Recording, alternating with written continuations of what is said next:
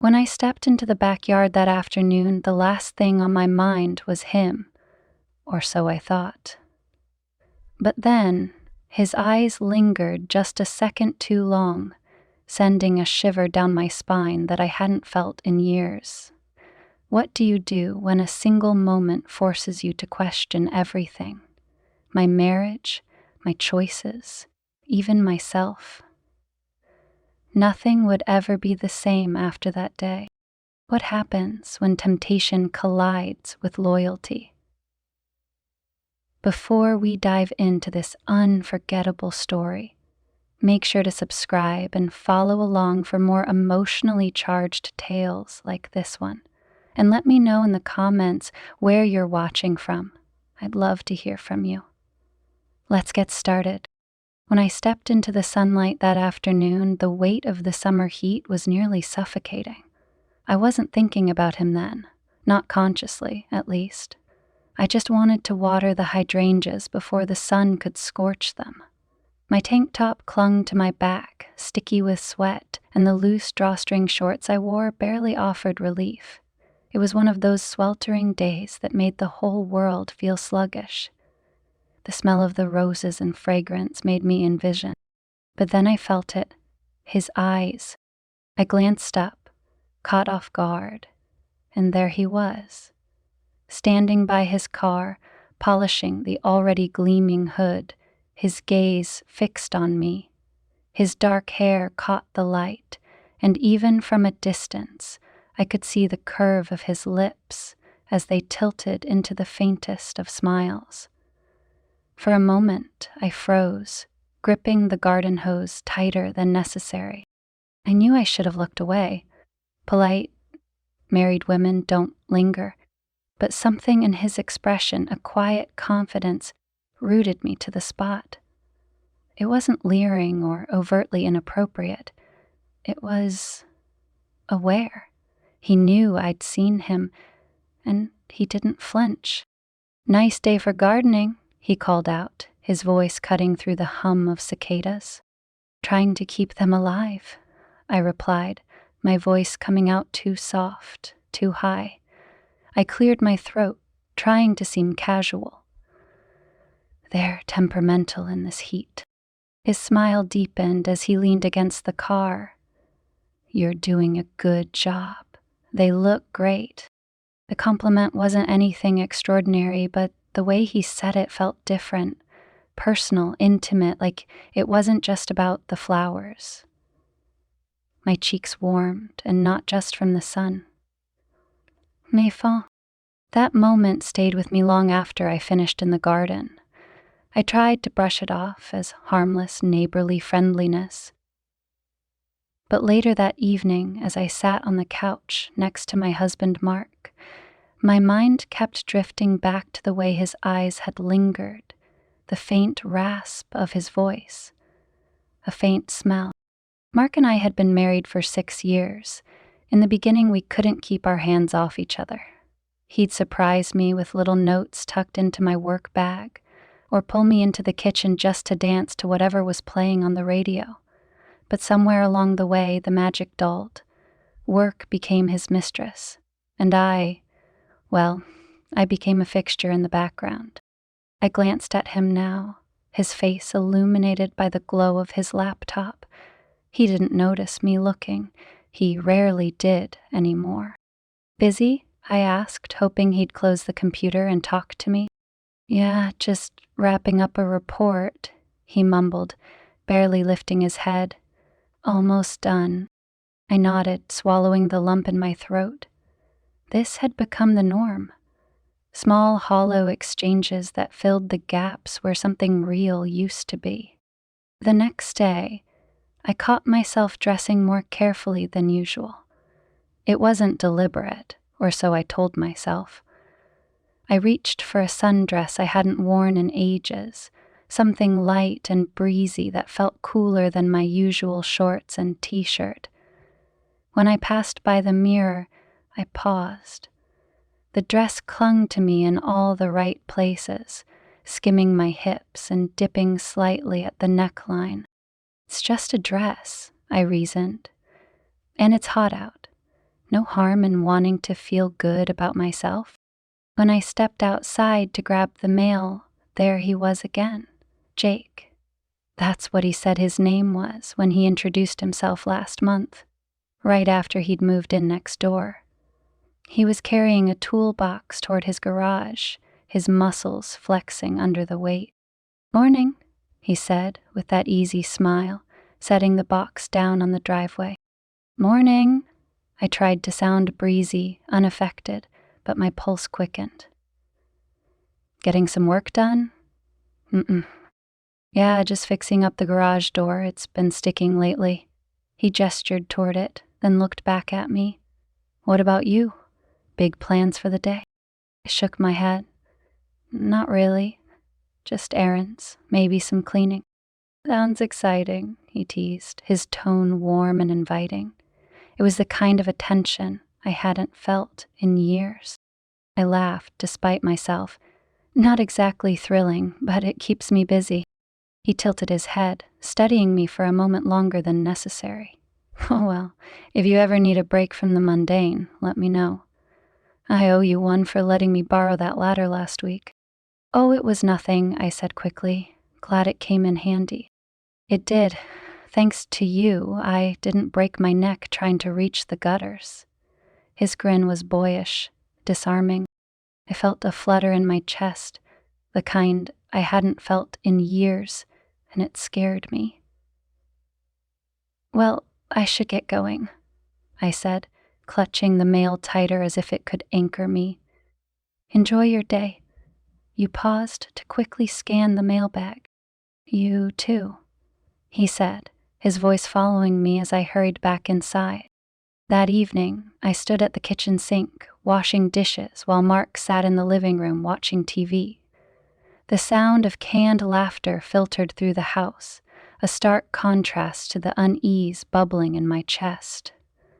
My mind kept replaying the way Jake had looked at me, how his eyes seemed to linger just a little too long. Guilt gnawed at me. This wasn't who I was. I loved my husband, even if our relationship had dulled around the edges, but there was no denying the ache inside me, the part of me that yearned to be seen, desired. I finished the dishes and walked into the living room, hoping to bridge the gap between us. "Hey, do you want to go for a walk? It's nice out." Mark barely glanced up from the TV. "Maybe later. I'm beat." Disappointment settled like a stone in my chest. "Okay, I'll just go on my own then." "Sure," he said absently, his eyes already glued back to the screen. As I walked through the neighborhood, the air was heavy with the scent of freshly cut grass and blooming flowers. My thoughts were a whirlwind. I tried to convince myself that Jake's attention meant nothing, that it was just a harmless distraction.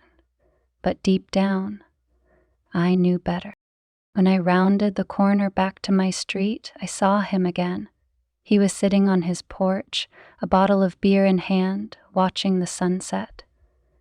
When he saw me, he waved, and before I could think better of it, I waved back. "You're becoming a regular," he said as I approached, his smile teasing. "Just needed some air," I replied, stopping at the edge of his driveway. "Mind some company?" he asked, gesturing to the steps beside him. For a split second I hesitated, but then I nodded, telling myself it was innocent, just two neighbors chatting, nothing more. As I sat down, the warmth of his presence so close to me was almost overwhelming. We talked about nothing and everything. Work, the neighborhood, how the heat seemed endless this summer, but there was an undercurrent to the conversation, a tension that neither of us acknowledged, but both of us felt. When I finally stood to leave, he looked at me in a way that made my breath catch. "It's nice having someone to talk to," he said softly. "Yeah," I replied, my voice barely above a whisper. "It is." As I walked back home, my heart pounded in my chest. I told myself it was nothing, just a moment of connection. But deep down, I knew it was the beginning of something I wasn't ready to face. When I stepped back into the house, the stillness hit me like a wall. The only sound was the faint hum of the TV in the background, Mark's low chuckle breaking through the canned laughter. I paused in the doorway, watching him.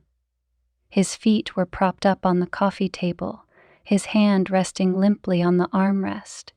He looked so relaxed, so unaware of the storm brewing inside me. I forced myself to move, to walk into the kitchen and pour a glass of water. My hand trembled slightly as I held it under the tap. What was wrong with me? Jake was just a neighbor, a kind, friendly man who happened to look at me in a way my husband hadn't in years. That's all it was. I repeated the words to myself like a mantra, but they did little to calm the pounding of my heart. "Everything okay?" Mark called from the living room, his voice muffled. "Yeah," I replied, too quickly. "Just thirsty." I stood there for a moment longer, gripping the edge of the counter as if steadying myself against an invisible wave. When I finally went to bed, Mark didn't even glance up. He was asleep before I'd finished brushing my teeth, his soft snores filling the room. I lay awake for hours, staring at the ceiling, replaying the evening in my mind. The next few days passed in a blur. I busied myself with errands, cleaning, anything to keep my mind occupied. But no matter how much I tried to distract myself, Jake's face kept creeping in. His smile, the way his eyes lingered just a little too long. It wasn't right. I knew that. But I couldn't help the way my chest tightened every time I thought of him. By Friday, I'd convinced myself it was all in my head. Maybe I was imagining things, reading too much into a friendly, neighborly interaction. I resolved to put it behind me, to focus on my marriage and find a way to rekindle what Mark and I had lost. But then, it happened. It was late afternoon, and I was standing in the backyard, hanging up laundry on the line. The sun was low in the sky, casting everything in a golden glow. I hadn't noticed Jake until he spoke. "Need some help?" I turned sharply, my heart leaping into my throat. He was standing by the fence that separated our yards, a casual grin on his face. He was holding a rake, his t-shirt clinging to his chest in the heat. For a moment, I was too stunned to reply. "Sorry," he said, holding up a hand. "Didn't mean to startle you." "No, it's fine," I said quickly, forcing a smile. "I'm just not used to company out here." He nodded toward the clothesline. "Looks like you've got your hands full."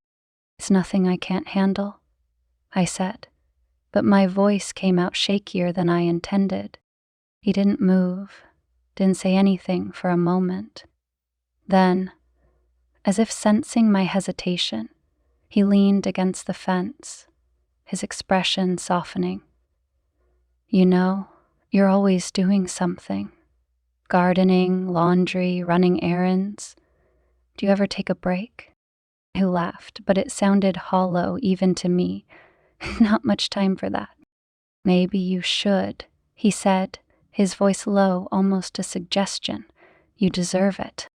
The words hung in the air between us, heavy and charged.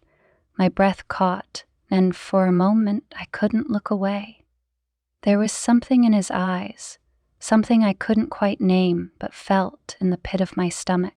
"I should finish this," I said finally, breaking the silence. "Of course," he said, stepping back. "But if you ever need a hand, you know where to find me." I nodded, unable to find the words. As he walked away, I felt the weight of his gaze lingering on me, even as I turned back to the laundry. That evening, Mark came home late. He kissed me on the cheek, muttering something about a long day at work, and collapsed onto the couch. I tried to engage him in conversation, but his responses were short, distracted. Eventually, I gave up and went to bed, alone. As I lay there in the dark, my mind drifted again to Jake. The way he'd looked at me, the warmth in his voice. It wasn't just friendliness. I knew that now.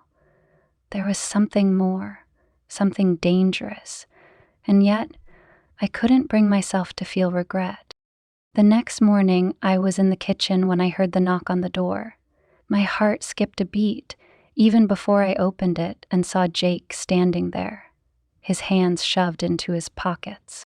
"Morning," he said, smiling sheepishly. "I didn't wake you, did I?" "No," I said quickly, stepping aside. "Is everything okay?" "Yeah," he said, stepping into the foyer. I wanted to apologize if I made you uncomfortable yesterday. That wasn't my intention." Here, I stared at him, caught off guard. "You didn't?" He hesitated, his eyes searching mine. I feel like we've got this connection, and I don't want to ruin that. You're easy to talk to, you know?" "Jake?" I started, but the words caught in my throat. "I'm sorry," he said again, running a hand through his hair. "I just wanted you to know that." The air between us felt thick, suffocating. I wanted to say something, anything, to break the tension, but before I could, he turned and walked out the door, leaving me standing there, my heart pounding in my chest. For the rest of the day, I couldn't stop thinking about him, about the way he'd looked at me, the raw honesty in his voice. It was dangerous, I knew that, but there was a part of me, a small, secret part, that didn't want to let it go. When Mark came home that evening, I tried again to bridge the gap between us. I cooked his favorite meal, set the table with candles, even dressed up a little. But he barely noticed. "Thanks," he said, absently, his eyes glued to his phone. "This is great." I stared at him, the words bubbling up inside me before I could stop them. "Do you even see me anymore, Mark?" He looked up, startled. "What are you talking about?" "I'm talking about us," I said, my voice shaking. "I feel like I'm invisible to you." "That's not fair," he said, frowning. "I've been working hard, trying to provide for us." "I'm not talking about money," I snapped. "I'm talking about this, us. Do you even care anymore?" He sighed, setting his phone down. "Of course I care, but you know how stressful work has been." I looked at him, searching for something, anything that would make me believe him. But all I saw was a man who didn't understand, who didn't even realize how far apart we'd grown. The next morning, I woke up to the sound of Mark getting ready for work. He moved around the bedroom with quiet efficiency, grabbing his tie and buttoning his shirt without so much as a glance in my direction. I watched him for a moment, a lump forming in my throat. It was as though I didn't exist, just a shadow in the periphery of his life. "You're leaving early," I said softly, breaking the silence. He glanced at me briefly, his brow furrowed. "Yeah, I've got a meeting at 8. "Have a good day," I murmured, knowing I wouldn't get much more than a distracted nod in return. He left without saying goodbye. Later that afternoon, I decided to clear my head with a walk. The day was warm, but the sky was overcast, the clouds hanging low and heavy. I hoped the fresh air would shake the unease that had settled in my chest. As I stepped outside, I glanced toward Jake's house, half expecting to see him. The driveway was empty, though, and a strange mixture of relief and disappointment washed over me. I took the long route through the neighborhood, winding past manicured lawns and blooming flower beds. It was peaceful, almost enough to make me forget the growing tension at home. But as I turned the corner onto my street, I saw him. Jake was standing on his porch, leaning against the railing with a beer in hand. When he saw me, his face lit up with a smile that sent a flutter through my chest. "Hey, stranger," he called, his voice warm and inviting. "Hi," I replied, trying to keep my tone casual. But as I approached, I felt my pulse quicken. "Going for a walk?" he asked, setting his beer down on the small table beside him. "Yeah, just needed some air." "Mind if I join you?" he asked, already stepping off the porch. I hesitated for a split second, my mind racing. But before I could think better of it, I nodded. "Sure." We walked side by side in silence for a while, the only sound the crunch of gravel under our feet. The tension between us was palpable, an unspoken understanding hanging in the air. Finally, Jake broke the silence. "Oh," he muttered. "You seem different lately," he said, glancing at me. "Everything okay?" I laughed softly, though there was no humor in it. "Is it that obvious?" "A little," he admitted, his voice gentle. "You don't have to tell me if you don't want to. But I'm here if you need to talk." I stopped walking and turned to face him, my heart pounding in my chest. The sincerity in his eyes caught me off guard, and for a moment I didn't know what to say. "It's just," I began, searching for the right words. "Things at home have been hard." "Ah." He nodded, waiting for me to continue. "Mark and we've been married for 6 years," I said, my voice barely above a whisper. "And somewhere along the way, it's like we forgot how to see each other. We're just going through the motions." Jake's expression softened, and he stepped closer, his gaze locked on mine. "You deserve to be seen," he said, his voice low and steady. The words hit me like a tidal wave, and for a moment, I couldn't breathe. I looked away, tears pricking at the corners of my eyes. "It's not that simple," I murmured. "Maybe it is," he said, reaching out to gently touch my arm. His fingers were warm, his touch light, but it sent a jolt through me. I stepped back, shaking my head. I should go." Jake let his hand fall, his expression unreadable. "I'm sorry if I overstepped." "No, it's not that," I said quickly. I need to figure some things out." He nodded, his eyes searching mine. "Take care of yourself, okay?" I nodded, turning to walk back toward my house, but even as I put distance between us, I could still feel the weight of his gaze, the warmth of his hand lingering on my skin. That evening, I sat at the kitchen table, staring at my reflection in the polished surface of my wine glass. Mark was late again, his empty chair a glaring reminder of the growing void between us. The house felt unbearably quiet, the kind of silence that made your thoughts echo louder than they should. When Mark finally came home, he looked exhausted, his tie loosened and his sleeves rolled up. He kissed me on the forehead, a perfunctory gesture, and collapsed onto the couch.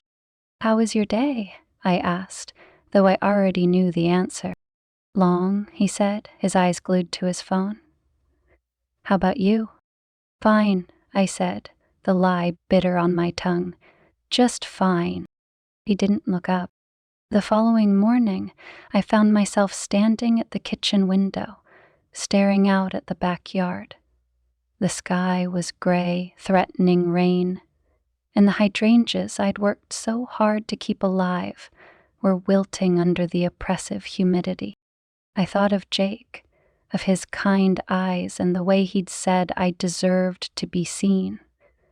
The memory sent a pang of guilt through me, but it was accompanied by something else, something warm and exhilarating. I pushed the thought away, focusing instead on the mundane tasks of the day. But the pull was undeniable. By mid-afternoon, the rain had started, a soft drizzle that painted the world in muted shades of green and gray. I was folding laundry in the living room when the knock came. My heart leapt into my throat as I crossed the room, my pulse quickening with every step. When I opened the door, Jake was standing there, his hair damp from the rain and a sheepish smile on his face. "Hi," he said, his voice softer than usual. "I hope I'm not interrupting." "No, not at all," I said, stepping aside to let him in. "What's up?" He hesitated, as if searching for the right words. I wanted to check on you." "I'm fine," I said, though my voice betrayed me. "Really?" He looked at me for a long moment, his gaze steady and unwavering. "You don't have to pretend with me," he said softly. The words hung in the air between us, heavy and charged. I opened my mouth to respond, but before I could, he reached out and gently took my hand. His touch was warm, grounding, and for a moment, I let myself lean into it. But then reality crashed down around me. "I can't do this," I said, pulling my hand away. My voice was shaky, my heart pounding in my chest. "I understand," he said, his voice low. I needed you to know that I'm here." I nodded, unable to meet his eyes. "Thank you." As he turned to leave, I closed the door behind him, leaning against it, as tears streamed down my face. I didn't know what scared me more, the pull I felt toward Jake, or the realization that, for the first time in years, I didn't feel invisible. The house felt impossibly quiet after Jake left. I stood at the door for what felt like an eternity, his words echoing in my mind. "You don't have to pretend with me." There was a warmth to them, a sincerity that cut through the fog of my daily life, making me feel exposed yet understood. I moved to the kitchen, busying myself with mundane tasks, hoping the routine would dull the ache in my chest. The clinking of dishes, the hum of the refrigerator, these sounds usually grounded me, but today they only amplified the emptiness. Mark's text came through as I was putting away the last of the dishes. "Working late. Don't wait up." I stared at the screen, my emotions warring between frustration and resignation. This had become his mantra, a phrase that had slipped into our lives so seamlessly I almost didn't notice the distance it created. Without thinking, I grabbed a bottle of wine from the cabinet and poured myself a glass. The first sip was sharp, jolting, and I welcomed the distraction it brought. I took the glass to the living room and sank into the couch, staring blankly at the flickering TV screen. My thoughts drifted back to Jake, to the way his voice softened when he said my name, the way his hand felt warm and steady against mine. Guilt crept in, sharp and insistent. What am I doing? I asked myself. But even as I tried to reason with the emotions swirling inside me, the part of me didn't want to let go of the fleeting moments of connection I'd felt with him. The next morning, I woke to the sound of rain hammering against the windows. The sky was a heavy slate gray, and the world outside seemed blurred and distorted, like a watercolor painting left out in the storm. Mark had already left for work, his side of the bed cold and untouched, as though he'd never been there at all. I lingered in bed longer than I usually allowed myself, staring at the ceiling and listening to the rhythmic patter of rain. It was easier to stay here, cocooned in the safety of my thoughts, than to face the complicated reality waiting for me outside. When I finally dragged myself to the kitchen, I found a note on the counter.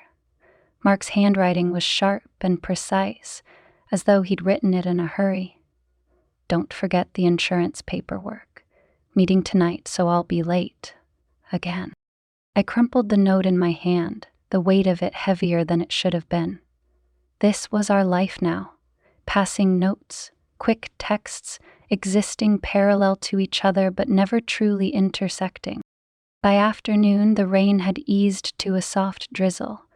I decided to venture outside, the fresh air a welcome reprieve from the suffocating stillness of the house. I grabbed my umbrella and headed for the garden, checking on the hydrangeas that were still struggling to hold their blooms. As I knelt by the flower bed, the sound of footsteps on the wet grass made me look up.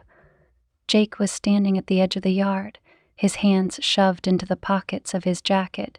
His hair was damp, curling slightly at the ends, and his smile was tentative. "Hey," he said, his voice low but warm. "Hi," I replied, my heart skipping a beat. "What brings you out here?" "I saw you from the window," he admitted, taking a step closer. "Thought I'd come say hi." I straightened, brushing the dirt from my hands. "You're going to get soaked." He shrugged, his smile widening. "I've been through worse." I couldn't help but laugh, the sound surprising me. "Fair enough." I held out my hand. For a moment we stood there in the soft drizzle, the air between us heavy with unspoken words. Jake's gaze lingered on me, his eyes searching mine as though trying to decipher what I was thinking. "You seem different today," he said finally. "Like something's on your mind." I hesitated, unsure how to respond. Part of me wanted to tell him everything, to pour out the frustration, the loneliness, the ache I felt every time I walked into a room and felt unseen. But the other part of me, the one tethered to my marriage and the vows I'd made, held me back. "I'm fine," I said instead, my voice a little too forced. "Just thinking about a lot of things." Jake nodded, his expression softening. "If you ever need someone to talk to, I'm here." The sincerity in his voice caught me off guard, and for a moment, I felt tears prick the corners of my eyes. I blinked them away quickly, forcing a smile. "Thanks, Jake. That means a lot." "Any time," he said, his gaze steady. "Really." That evening, the house felt colder than usual. Mark hadn't texted again, and as the hours ticked by, it became clear he wouldn't be home for dinner. I picked at the leftovers from the night before, the silence of the house pressing down on me like a weight. Had poured myself another glass of wine, my second of the night, and moved to the living room. The couch was too big, the room too empty, and I felt an ache in my chest that I couldn't ignore. Before I could think better of it, I grabbed my phone and opened the messaging app. My fingers hovered over the keyboard, hesitation tightening my throat. But then, almost as if on autopilot, I typed out a message. "Thanks for checking in earlier. It really meant a lot." I stared at the screen for a long moment before hitting send, my heart pounding in my chest. The message felt like a small betrayal, a crack in the foundation I'd been trying so hard to preserve. But at the same time, it felt like a lifeline, a connection I wasn't ready to let go of. The reply came faster than I expected. "Anytime. You okay?" I hesitated, my fingers trembling over the screen. Finally, I typed out a response. "I don't know." The ellipses appeared almost immediately, signaling his reply. "Want to talk about it?" I took a deep breath, my mind racing.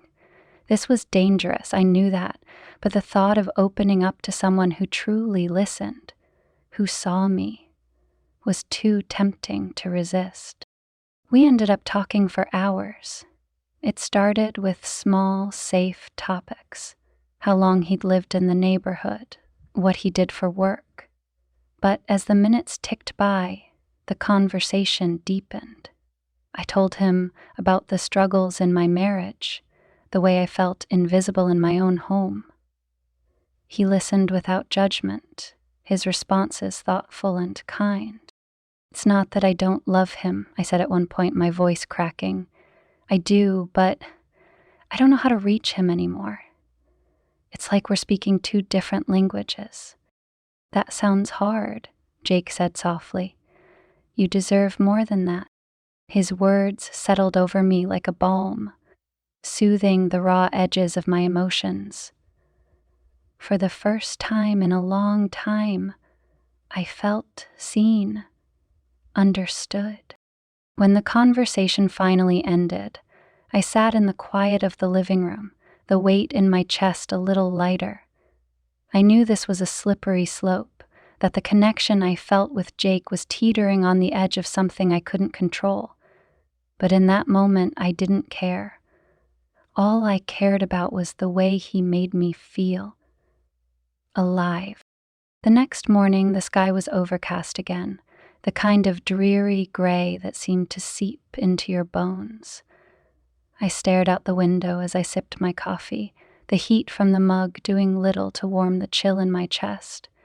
Mark had already left for work, his goodbye reduced to a brief, distracted kiss on my forehead. It felt more like an obligation than a genuine act of affection. And the thought twisted in my gut. I couldn't stop replaying the conversation with Jake in my head. His words lingered like a melody I couldn't shake. "You deserve more than that." It wasn't just what he said, it was the way he said it. The earnestness in his voice, the way his eyes softened when they met mine. I told myself I wouldn't message him today. It wasn't right. But even as I tried to focus on cleaning the house and tackling the endless list of chores I'd been putting off, I couldn't resist glancing at my phone every few minutes, hoping to see his name on the screen. Around lunchtime, I decided to take a break. I grabbed a sandwich and settled onto the couch, scrolling mindlessly through social media. But the mundane posts and smiling faces only made me feel more isolated, as though everyone else had figured out some secret to happiness that I'd missed. And then, as if the universe was reading my thoughts, my phone buzzed. My heart skipped a beat when I saw Jake's name. "How's your day going?" I stared at the message for a moment, my pulse quickening. Part of me knew I should ignore it, that responding would only pull me further down a path I wasn't sure I could navigate. But before I could stop myself, I typed out a reply. "It's okay. Quiet. What about you?" His response came almost immediately. "Same here. I was thinking about our talk last night." My fingers hovered over the keyboard, my heart racing. Yeah. I meant what I said. You shouldn't have to feel invisible." I swallowed hard, the weight of his words pressing against my chest. I wanted to believe him, wanted to let his reassurance fill the empty spaces inside me. But the guilt was there too, gnawing at the edges of my thoughts. "Thanks, Jake. That means a lot." I set the phone down, forcing myself to focus on something, anything else. But even as I tried to lose myself in a TV show, my thoughts kept drifting back to him, to the way his words made me feel seen, valued, desired. That evening, the house felt colder than usual, the emptiness echoing in every room. Mark had sent another text, his usual excuse of working late. I didn't bother responding. Instead, I poured myself a glass of wine and curled up on the couch, trying to drown out the nagging thoughts in my head. The knock on the door startled me, the sound sharp against the quiet of the house. My heart leapt into my throat as I crossed the living room, my mind racing. I wasn't expecting anyone. When I opened the door, there he was. Jake, stood on the porch, his hand shoved into the pockets of his jacket. His smile was small, almost tentative. "Hi," he said softly. "I hope I'm not bothering you." "No," I said quickly, stepping aside to let him in. "Not at all. Is everything okay?" "Yeah," he said, though there was something in his eyes that made me think otherwise. I wanted to check on you." Croft came to the hotel slowly and stared at Cross. Everything had slipped away. My body felt like it was going to fade away right then and there. I closed the door behind him, my pulse quickening. He shrugged, his smile widening slightly. "I guess I just wanted to make sure you're doing okay." We stood there for a moment, the air between us heavy with unspoken words. Finally, I gestured toward the living room. "Do you want to sit?" He nodded, following me to the couch. As he sat down, I couldn't help but notice the way the space between us seemed smaller than it should have been. I took a sip of my wine, hoping to calm the racing of my heart. "You seemed a little down earlier," he said, his voice gentle. I don't like seeing you like that." I glanced at him, my chest tightening. "It's been a rough couple of weeks," I admitted. You don't have to start anywhere," he said, his eyes locking on mine. "You can just talk." The sincerity in his voice made my throat tighten, and before I knew it, the words were spilling out. I told him about Mark, about the distance that had grown between us, about how invisible I felt in my own home. Jake listened without interruption, his expression thoughtful and kind. "I'm sorry," he said when I finished, his voice low. "You deserve better than that." I looked away, my eyes stinging with unshed tears. "It's not that simple." "Maybe not," he said, his gaze steady, "but it doesn't mean you should settle for feeling like this." His words cut through me, sharp and undeniable. I wanted to argue, to tell him he was wrong, but the truth was, I couldn't. He was right. I'd been settling. For comfort, for routine, for a version of love that no longer felt real. When I turned back to him, he was watching me intently, his eyes searching mine. For a moment, neither of us spoke. The silence between us felt charged, electric, like the calm before a storm. "Jake," I began, my voice shaky.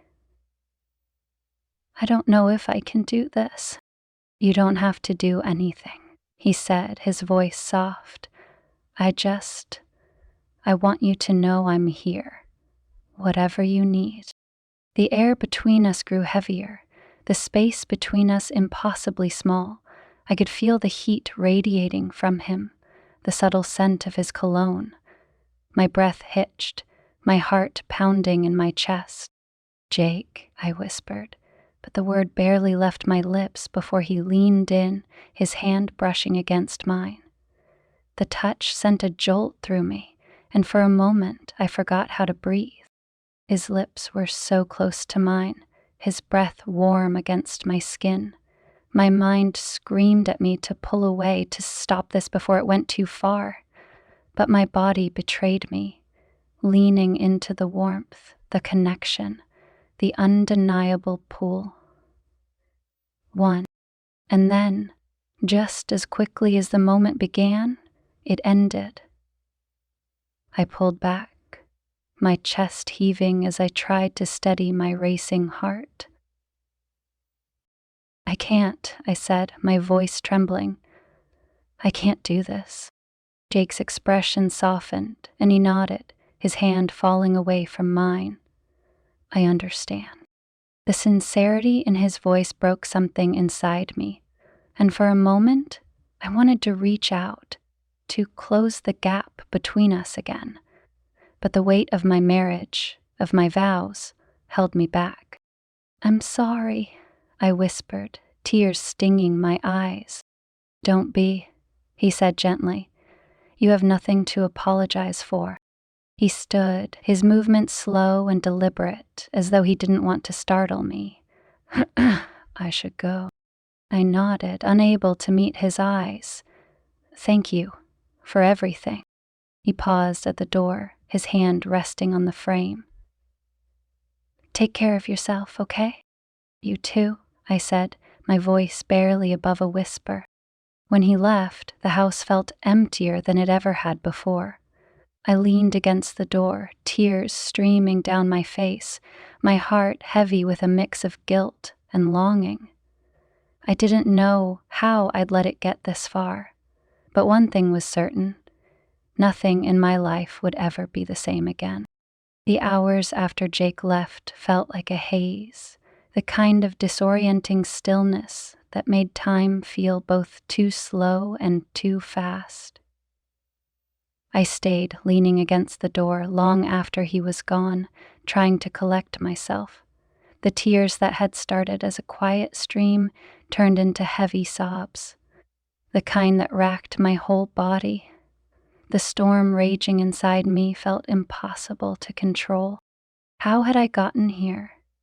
How had I let a simple friendship, a kind word, a lingering glance, turn into something that could shake the very foundation of my marriage? I felt both shame and a small secret thrill I hated to acknowledge. For the first time in years, I'd felt truly alive, seen, and it terrified me. Mark came home late again that night, his keys jingling faintly in the silence. I wiped at my face quickly, trying to erase any trace of my breakdown.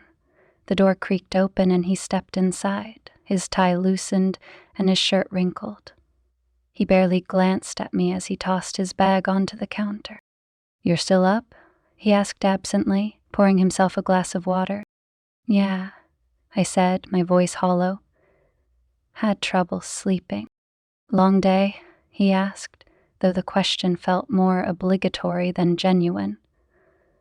He didn't wait for my response before draining his glass and setting it in the sink. "Yeah," I said quietly, even though he wasn't really listening. Mark yawned, running a hand through his hair. "I'm going to bed. Don't stay up too late, okay?" "Okay," I murmured, watching as he disappeared down the hallway without a second glance. I sat there in the silence, staring at the empty space where he'd been just moments before. It was as though we lived in two different worlds, brushing past each other without truly connecting. The ache in my chest deepened, and for the first time, I wondered if it was possible to come back from this, to rebuild something that felt so broken. The next morning, I woke early, the sunlight creeping through the blinds and casting a soft glow across the room. Mark's side of the bed was empty, his absence now a routine I barely noticed anymore. I lay there for a while, staring at the ceiling, the weight of the previous night still heavy in my chest. I felt a deep presenting coming. I thought about Jake, about the way his voice softened when he spoke to me, the way his eyes lingered as though I was the only person in the room. The memory sent a shiver down my spine, equal parts exhilaration and guilt. Before I could talk myself out of it, I grabbed my phone and opened our text thread. My fingers hovered over the keyboard, my heart racing. Finally, I typed out a message. "I'm sorry about last night." I stared at the screen, debating whether to send it. But the thought of leaving things unresolved, of letting the silence between us grow louder, was unbearable. I hit send, my chest tightening as I waited for his reply. It came a few minutes later. "You don't have to apologize. Are you okay?" I let out a shaky breath, my fingers trembling as I typed out my response. "I don't know. I feel so lost." The ellipses appeared almost immediately. "I'm here if you want to talk, no pressure." Something about his response eased the tension in my chest, and for the first time in what felt like days, I allowed myself to exhale. By mid-afternoon, I decided to get out of the house. The walls felt too close, the air too heavy, and I needed to clear my head. I grabbed my purse and headed to the coffee shop down the street, hoping the bustle of people and the smell of freshly brewed coffee would distract me from the chaos in my mind.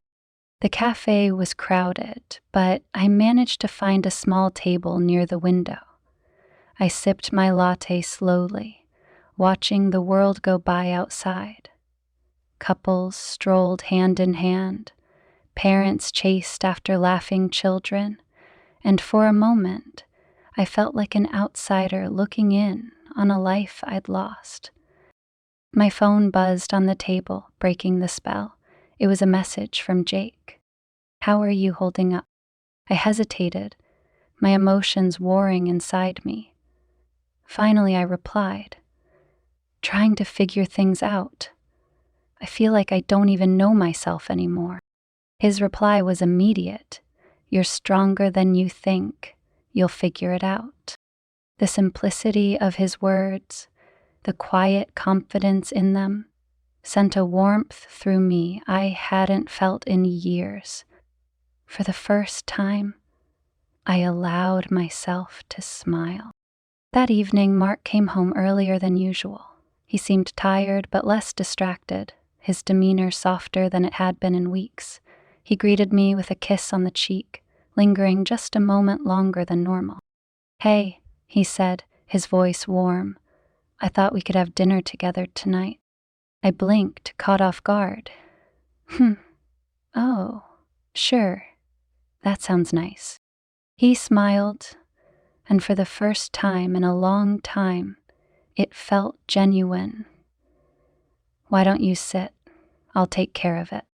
I watched him move around the kitchen, his movements deliberate and focused.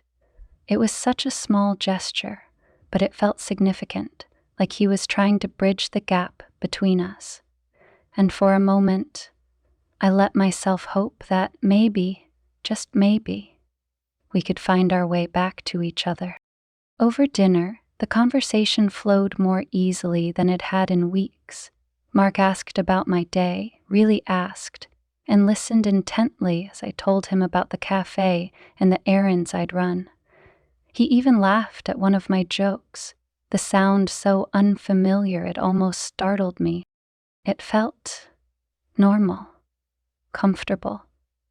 And yet, there was still a part of me that couldn't shake the memory of Jake, of the way he made me feel alive in a way I hadn't in years. As Mark cleared the dishes, I sat at the table, my thoughts tangled and conflicting. I wanted to believe this was a turning point, that we could rebuild the connection we'd lost, that the shadow of my feelings for Jake loomed over me, a constant reminder of how far I'd let things spiral out of control. Later that night, as I lay in bed next to Mark, the sound of his steady breathing filling the room, I found myself staring at the ceiling once again. The weight of everything, my marriage, my feelings for Jake, the choices I'd made, pressed down on me, heavy and suffocating. I didn't know how to move forward, how to reconcile the two halves of my life that felt so impossibly divided. But one thing was clear, something had to change. Because if it didn't, I wasn't sure I'd be able to keep pretending. The next morning dawned brighter than the previous days, the kind of crisp sunlight that cuts through the gray and casts everything in stark relief. It felt almost mocking, given the storm of emotions swirling inside me. I stood at the kitchen counter, staring into my coffee, as if it held some sort of answer. Mark had already left for work, leaving the house quiet and still. I glanced at my phone sitting on the counter. Jake hadn't messaged since the night before, and while part of me was relieved, another part ached at the silence. It was unsettling how much I'd come to crave his attention, his words of reassurance. It wasn't fair to him or to Mark, but the thought of cutting that tie felt unbearable. After an hour of aimless cleaning, I decided I needed to get out of the house. Sitting in that empty space, surrounded by the reminders of a life that felt more like a routine than a partnership, was too much. I grabbed my keys and headed out, unsure of where I was going, but desperate to escape. I ended up at the park a few blocks away, a sprawling green space dotted with families and couples enjoying the rare sunshine. I found a bench near the pond and sat down, the soft hum of life around me a welcome distraction from my thoughts. As I watched a pair of ducks gliding across the water, my phone buzzed in my pocket. My heart jumped as I pulled it out, the sight of Jake's name on the screen sending a familiar mix of excitement and dread through me. "Are you free? I'd like to talk." I stared at the message, my mind racing. I knew what I should do. Ignore it, draw the line I'd been avoiding for weeks. But my fingers moved on their own, typing out a response. "I'm at the park, by the pond." I hit send before I could second-guess myself, my heart pounding as I slipped the phone back into my pocket. Minutes felt like hours as I sat there, the weight of what I'd just done settling over me. When he arrived, I saw him before he saw me. He was wearing a dark jacket, his hands tucked into the pockets as he scanned the park. When his eyes landed on me, a small smile tugged at his lips, and he started walking over. "Hey," he said softly as he approached, his voice warm and familiar. "Hi," I replied, scooting over to make room for him on the bench. For a moment, neither of us spoke.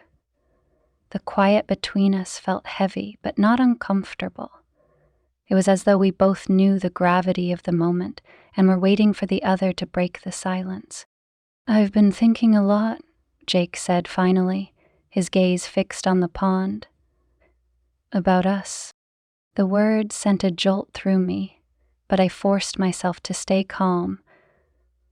"Jake, I don't know if there is an us." He turned to look at me, his eyes filled with an intensity that made my breath catch. "There is. Maybe not in the way we want it to be, but there's something here. You feel it too, don't you?" I swallowed hard, my hands gripping the edge of the bench. "It doesn't matter what I feel. I'm married." "I know," he said, his voice soft but firm. "And I'm not trying to take you away from that, but I can't pretend I don't care about you." "Good." The honesty in his words cut through me, sharp and undeniable. Tears pricked at the corners of my eyes, and I turned away, staring at the ducks on the pond as I tried to compose myself. "You deserve to be happy," he continued, his voice steady, "whatever that looks like. And if it's not with me, that's okay. But you can't keep living like this." His words hung in the air, heavy with truth. I hated how much they resonated, how much they forced me to confront the reality I'd been avoiding. I turned back to him, my vision blurred with tears. "I don't know what to do," I whispered, my voice breaking. "I feel so lost." Jake reached out, his hand covering mine in a gesture that was both comforting and devastating. "You'll figure it out," he said, his voice filled with quiet conviction. "I know you will." We sat there for a while longer, the conversation ebbing and flowing between moments of silence. He didn't push me, didn't demand answers I wasn't ready to give. He just listened. And for the first time in weeks, I felt a flicker of clarity amidst the chaos. When we finally stood to leave, Jake hesitated, his hands shoved deep into his pockets. "I meant what I said," he said softly. "I'm here for you, whatever you need." "Thank you," I said, my voice thick with emotion.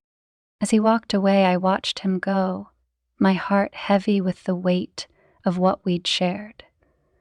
I knew I couldn't keep straddling the line between two worlds, couldn't keep clinging to the safety of my marriage while seeking comfort elsewhere. But the path forward felt impossibly unclear. That evening, Mark came home earlier than usual. He greeted me with a tired smile, setting his bag down by the door before collapsing onto the couch. I watched him from the kitchen, my emotions a tangled mess.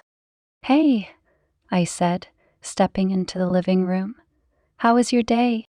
"Long," he replied, rubbing his temples. "But productive." I hesitated, the words caught in my throat. Finally, I sat down beside him, my hands folded tightly in my lap. "Mark," I began, my voice trembling, "can we talk?" He looked at me, his brow furrowing in concern. "What's wrong?" I took a deep breath, my heart pounding. "I feel like we've been drifting apart. I don't know how to fix it." His expression softened and he reached out, taking my hand in his. "I know," he said quietly. "I've been feeling it too." The admission caught me off guard, and for a moment I didn't know how to respond. "You have?" He nodded, his grip on my hand tightening. "I've been so caught up in work, trying to make sure everything's stable for us, that I didn't realize how much I've been neglecting you. And I'm sorry." Tears welled in my eyes, and I squeezed his hand. I miss us, Mark. I miss feeling connected to you." "I miss that too," he said, his voice filled with sincerity. "And I want to do better, for both of us." The conversation stretched late into the night, our words tentative but honest. For the first time in a long time, I felt a glimmer of hope, a fragile but promising thread of connection beginning to weave its way back into our lives. But even as we talked, Jake's words echoed in my mind. "You deserve to be happy." I wasn't sure what happiness looked like yet, but I knew one thing for certain. I needed to find it, for myself, no matter how long it took. The days following my conversation with Mark felt like stepping into unfamiliar territory. For the first time in months, maybe even years, he seemed present, engaged in a way that felt almost foreign. He started coming home earlier, surprising me with small gestures, bringing my favorite takeout for dinner, sitting with me to watch a movie instead of retreating to his office. At first, I didn't know how to react. The gestures, though thoughtful, felt like band-aids over a wound too deep to heal so quickly. But I couldn't deny the effort he was making, and a part of me clung to the hope that we could rebuild what we'd lost. One evening, as we sat together on the couch, I caught Mark watching me out of the corner of his eye. His gaze lingered in a way it hadn't in years, and when I met his eyes, he smiled. A soft, tentative smile that made my chest ache. "What?" I asked, my voice quiet. "Nothing," he said, shaking his head. "I was just thinking about how beautiful you are." The words caught me off guard, and for a moment I didn't know how to respond. My instinct was to dismiss the compliment, to laugh it off, the way I'd done so many times before. But something in his tone stopped me. "Thank you," I said softly, the words feeling strange and vulnerable on my tongue. He reached for my hand, his fingers warm against mine. "I mean it. I know I haven't been the best husband lately, but I want to change that. I want to be better for you, for us." His sincerity was disarming, and for the first time in weeks, I felt a flicker of something real between us. "I want that too," I admitted, my voice trembling, but it's going to take time. I know, he said, his grip on my hand tightening, and I'm okay with that, as long as we're in this together. Despite the progress we were making, the shadow of Jake lingered in the back of my mind. I hadn't spoken to him since our meeting at the park, hadn't responded to his texts or calls. The silence between us was deafening, and though I told myself it was the right thing to do, it didn't make the ache any easier to bear. One afternoon, as I was folding laundry in the bedroom, my phone buzzed on the nightstand. I glanced at the screen, my heart sinking when I saw Jake's name. "Hey, just wanted to check in. I hope you're okay." I stared at the message, my chest tightening. My fingers hovered over the keyboard, torn between the urge to respond and the need to protect what I was trying to rebuild with Mark. Finally, I typed out a reply. "I'm okay, just trying to figure things out." His response came quickly. "I'm glad to hear that. I'm here if you need anything." The simplicity of his words, the quiet patience in them, sent a wave of emotion through me. I set the phone down, the weight of the conversation pressing heavily on my chest. I couldn't keep doing this, couldn't keep straddling the line between two worlds. That evening, I told Mark I needed to go for a walk. The air was cool and crisp, the kind of early autumn breeze that hinted at the changing season. I wandered aimlessly through the neighborhood, my thoughts a tangled mess.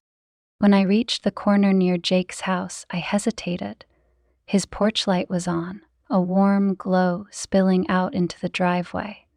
For a moment, I considered walking up the steps, knocking on the door, and telling him everything I couldn't bring myself to say in a text. But then I turned away, my feet carrying me back toward home.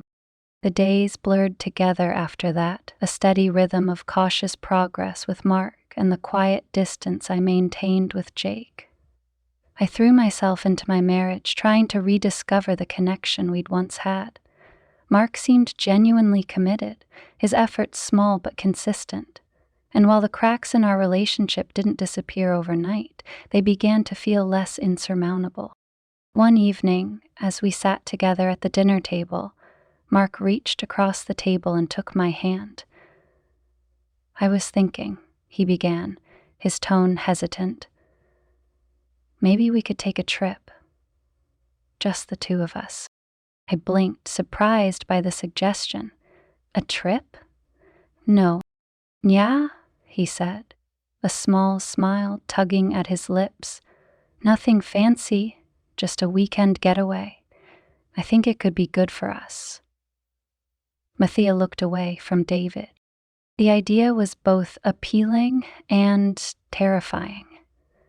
A part of me craved the opportunity to reconnect, to escape the routines and distractions that had driven us apart. But another part of me feared what we might uncover in the quiet moments between us. "Okay," I said finally, my voice barely above a whisper. "I think that's a good idea." The weekend trip was exactly what we needed. We rented a small cabin in the mountains, far enough from home to feel like a real escape. The days were spent hiking, exploring, and talking in a way we hadn't in years. At night, we sat by the fire, wrapped in blankets and the quiet comfort of each other's presence. For the first time in what felt like forever, I felt a flicker of hope. Hope that we could find our way back to each other, that the love we'd built over the years could survive the storm we'd weathered. When we returned home, things felt lighter, more open. Mark continued to make an effort, and I found myself responding in kind, our connection slowly beginning to rebuild. But even as I threw myself into my marriage, a part of me couldn't forget Jake. The memory of his words, his touch, lingered like a ghost, a constant reminder of the person I'd been during those lonely weeks. I knew I owed him closure. knew I needed to face the reality of what had happened between us. One afternoon, I stood on my porch, staring across the yard at Jake's house. The curtains were drawn, the driveway empty, but I knew he was home. I took a deep breath, my heart pounding as I made my way across the lawn. When he opened the door, his expression was a mix of surprise and something softer. Relief, maybe. "Hey," he said, his voice warm but cautious. "I wasn't sure if I'd see you again." "Can we talk?" I asked, my voice trembling. He nodded, stepping aside to let me in. We sat on the couch, the silence between us heavy but not uncomfortable. "I wanted to thank you," I began, my eyes fixed on my hands. "For everything. For being there when I needed someone." "You don't have to thank me," he said softly. "I just wanted you to be happy." "I think I'm finally getting there," I said, lifting my gaze to meet his. "Mark and I were working on things, and I think it's going to be okay." Jake smiled, though there was a hint of sadness in his eyes. "I'm glad," he said. "You deserve that." We sat in silence for a moment, the weight of unspoken words hanging between us. Finally, I stood, offering him a small, tentative smile. "Take care of yourself, Jake." "You too," he said, his voice filled with quiet sincerity. As I walked back to my house, the air felt lighter, the weight I'd been carrying for weeks finally beginning to lift. It wasn't perfect, and I knew there was still work to be done. But for the first time in a long time, I felt a sense of peace, a feeling that maybe, just maybe, I was exactly where I was meant to be. The weeks that followed felt like a slow awakening, a cautious rebuilding of the life Mark and I had once envisioned for ourselves.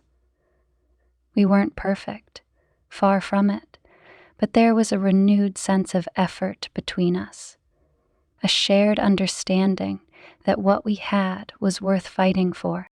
Mark continued to surprise me with small gestures, bringing me flowers, asking about my day with genuine interest, even suggesting we take up a hobby together.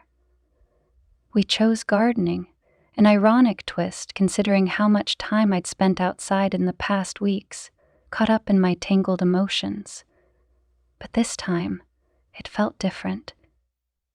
It felt like something we were doing together, a small step toward finding common ground again. One afternoon, as we planted a row of lavender along the edge of the yard, Mark turned to me, his hands coated in dirt. "You know," he said, his tone light but sincere, "I don't think I ever told you how much I appreciate you." I paused, the trowel in my hand forgotten. "What do you mean?" He smiled, a little sheepishly. "You've been so patient with me. Even when I've been distant, you've stayed. You've always stayed. And I don't think I've ever really thanked you for that." His words hit me harder than I expected, and I felt tears prick at the corners of my eyes. "I stayed because I love you, Mark, even when it's hard. I love you." "Do you love me?" He reached over, brushing a smudge of dirt from my cheek with a tenderness that made my chest ache. "I love you too. And I'm sorry it took me so long to show it." In that moment, I felt something shift between us. It wasn't a magical fix, and it didn't erase the hurt and loneliness we'd both felt. But it was real, a step toward healing. As the days turned into weeks, the shadow of Jake began to fade. I thought of him occasionally, the memory of his kindness and understanding a quiet reminder of what I'd needed during one of the loneliest times of my life. But the ache I'd once felt when I thought of him was gone, replaced by a sense of gratitude. I never saw him again after our last conversation. His house remained quiet, the curtains drawn more often than not. Part of me wondered if he'd moved away, starting fresh somewhere new. I hoped he had. I hoped he'd found the happiness he'd encouraged me to seek for myself. One evening, as Mark and I sat on the back porch, the sun dipping below the horizon in a blaze of orange and pink, I found myself reflecting on the journey we'd been on.